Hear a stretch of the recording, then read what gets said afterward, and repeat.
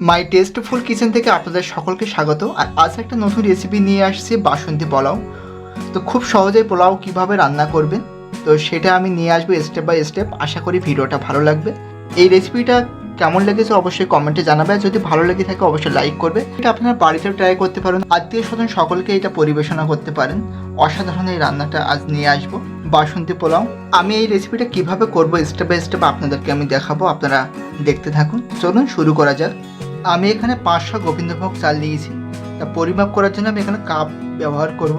আপনাদের সকলের বাড়িতে এইরকমই কম বেশি চায়ের কাপ থাকে। আমি এখানে চায়ের কাপে পরিমাপ নিলাম। এখানে আমি 3 কাপ গোবিন্দভোগ চাল নিলাম। তো 3 কাপ চাল প্রায় 500 গ্রাম হয়েছে। এবার এই গোবিন্দভোগ চালটা এইভাবে আলতো করে ধুয়ে নেবেন 3 থেকে 4 বার। বেশি জোরে চাপ দিয়ে না ধোয়াই ভালো। চালটা ভালোভাবে জলটা ঝরিয়ে নেবেন, নিয়ে একটা বড় থালার উপরে এগুলো আস্তে আস্তে আলতোভাবে চারদিকটা এইভাবে ছড়িয়ে দিয়ে দেবেন, যেন চালের জলটা যেন সহজে শুকিয়ে যায়। তো এইভাবে আমরা প্রায় 10 থেকে 15 মিনিট এইভাবে বড় থালায় রাখবো চালটা।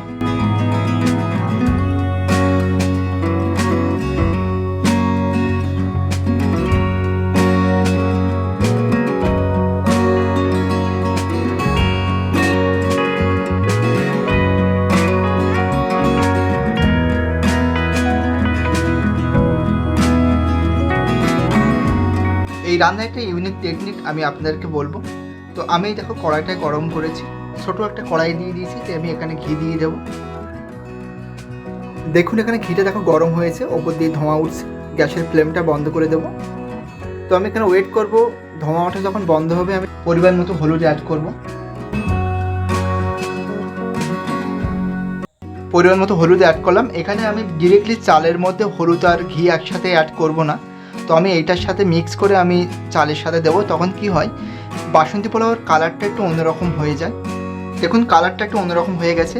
আর আমি এই কালারটাকে আমি দিয়ে দেবো চালের মধ্যে।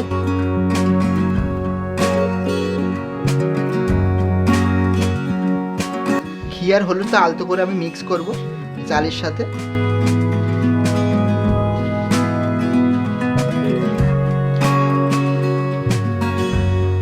দেখুন কি সুন্দর একটা কালার চলে এসছে।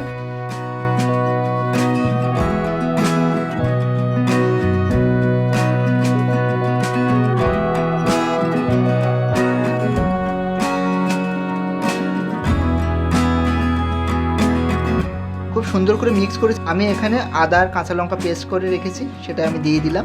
আদা আর কাঁচা লঙ্কা খুব ভালোভাবে মিক্স করে নেব। প্রথম স্টেপ আমার এখানে কমপ্লিট হয়ে গেছে। এবার দ্বিতীয় স্টেপে যাব। আমি গরম প্যানের মধ্যে কিছুটা সাদা তেল দিলাম। আপনারা চাইলে এখানে ঘিও অ্যাড করতে পারেন। তো আমি এখানে সাদা তেল দেওয়ার পরে 3 পিস তেজপাতা দিলাম,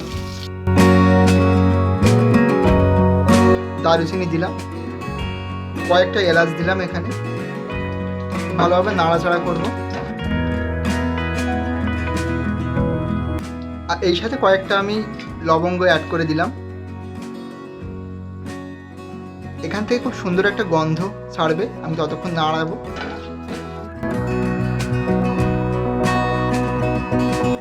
তো খুব সুন্দর একটা গন্ধ ছেড়েছে। এবার আমি এখানে কাজু দিয়ে দেবো।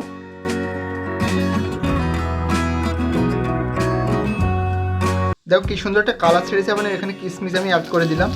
এটাকেও আমি কিছুক্ষণ হালকা আছে নাড়াচাড়া করব। দেখুন অনেকটা ভাজা ভাজা হয়ে গেছে। আমি এখানে চাল অ্যাড করে দেবো।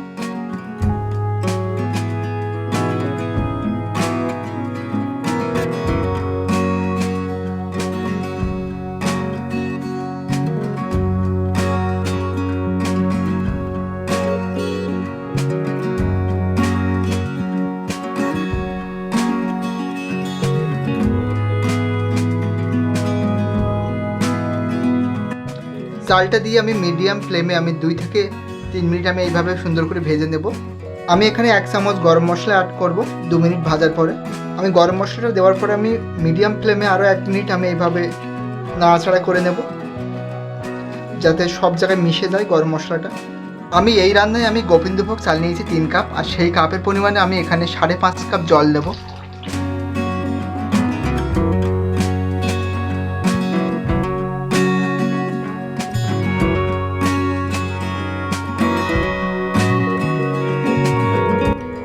এখানে জলটা কিন্তু অবশ্যই গরম জল ইউজ করবেন। তো দেখুন জল দেওয়ার পরপরই কিন্তু চিনিটা দিয়ে দেবেন। বাসন্তী পোলাওটা মিষ্টি মিষ্টি হলে একটু ভালো লাগে খেতে। তো আমি এখানে কিছুটা চিনি আমি অ্যাড করে দিলাম। চিনিটা দেওয়ার পরে আমি কিছুক্ষণ নেড়ে নেবো, এভাবে নেড়ে চেড়ে ঢাকনা দিয়ে ঢেকে দেবো। এটাকে ঢাকনা দিয়ে ঢেকে দেবো প্রায় 10 থেকে 15 মিনিট মিডিয়াম ফ্লেমে। আর অবশ্যই দমে রাখবো, তার জন্য এই ছিদ্র যদি থাকে ছিদ্রটাকে আমি এঁটে দেবো লবঙ্গ দিয়ে।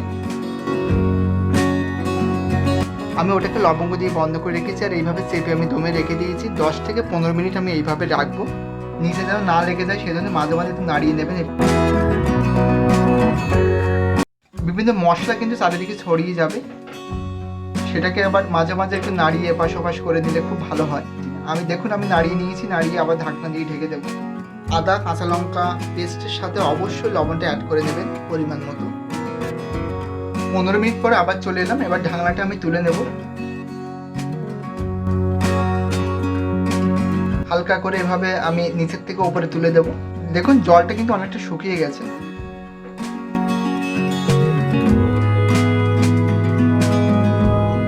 গ্যাসের ফ্লেমটা আমি বন্ধ করে দেব। আমার কিন্তু রান্না কিন্তু পুরোপুরি কমপ্লিট হয়ে গেছে।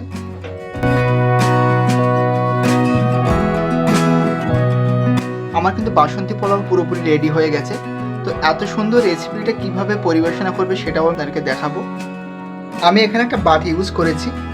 তো আমি এই বাটির মিডলে একটা কাঁচা লঙ্কা দেব, দুটো কাজু দিয়ে দেবো পরপর, তারপরে কয়েকটা কিশমিশ দিয়ে দেবো। তো একটা হাতায় করে আমি এইভাবে দিয়ে দেবো বাটির মধ্যে। তো এইভাবে বাটিতে দেওয়ার পর কিন্তু এইভাবে চেপে দেবো।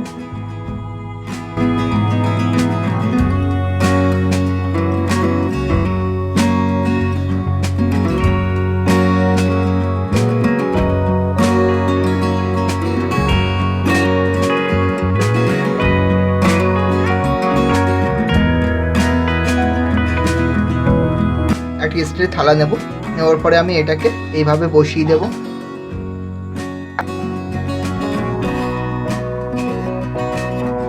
এই দিলাম, আমি থালাটাকে উল্টিয়ে নেব।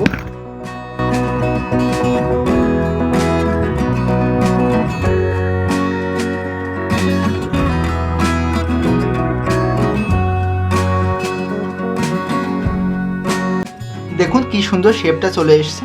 আর সাথে যদি চিকেন কষা হয় তো কথাই হবে না। তো এটার সাথে চিকেন কষা দিলে তো খুব ভালোই জমে যাবে খাওয়াটা। এই রেসিপিটা যদি ভালো লেগে থাকে অবশ্যই কমেন্টে জানাবে। আর যদি ভালো লাগে, আপনারা যারা এই চ্যানেলে নতুন ভিডিও দেখছেন অবশ্যই চ্যানেলটি সাবস্ক্রাইব করে রাখবেন। এই ধরনের নতুন নতুন রেসিপি নিয়ে আপনার সামনে নিয়ে চলে আসবো। ততক্ষণ ভালো থাকবেন, সুস্থ থাকবেন। তো এত সুন্দর রেসিপির সাথে চিকেন কষাটা কিন্তু মারাত্মকভাবে যায়।